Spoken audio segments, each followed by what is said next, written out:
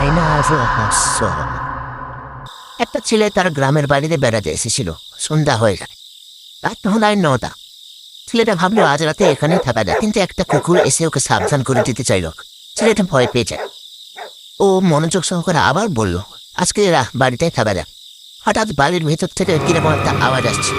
ছেলেটা শুনে বাড়িটার ভিতরে ছুটে যায় এবং বাড়ির ভিতরে জিজ্ঞেস করে কে ওখানে, কিন্তু কোনো আওয়াজই আসে না। হঠাৎ করে সে একটা আয়না দেখতে পায়, যার মধ্যে একটা মেয়ে ভূতের ছায়া দেখা যাচ্ছে।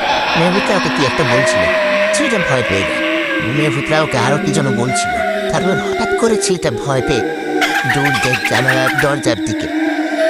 ছেলেটা চেঁচাচ্ছিল, চিৎকার করছিল বাইরে বেরোনোর জন্য। সে বের হয়ে সোজা পড়ে যায় এবং আয়নাটা ভেঙে যায়। সকাল হতেই অনেকগুলো লোক এসেছিল, তার মধ্যে দুটো বউ ছেলেটাকে তোলে আর ওর চোখে মুখে জল যায়। ছেলেটা জ্ঞান ফিরতে বলল যে একটা আয়না এর মধ্যে, আয়নাটার মধ্যে ভূত ছিল আর ও আমাকে মেরে ফেলতে চায়। এই বলে ছেলেটা তাড়াতাড়ি করে এখান থেকে একটা গাড়ি নিয়ে বেরিয়ে যেতে চাইল। ছেলেটা দ্রুত গতিতে গাড়িটা চালিয়ে শহরের রাস্তায় বেরিয়ে পড়ে এবং সামনে একটা টেম্পো আসছিল। ছেলেটা দ্রুত গতিতে ওই টেম্পোটার দিকে যায় এবং ছেলেটা ওখানেই অ্যাক্সিডেন্টে মারা যায়।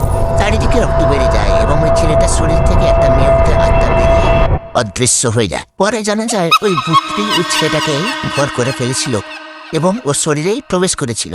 এরপরে আসছে নেক্সট পার্ট।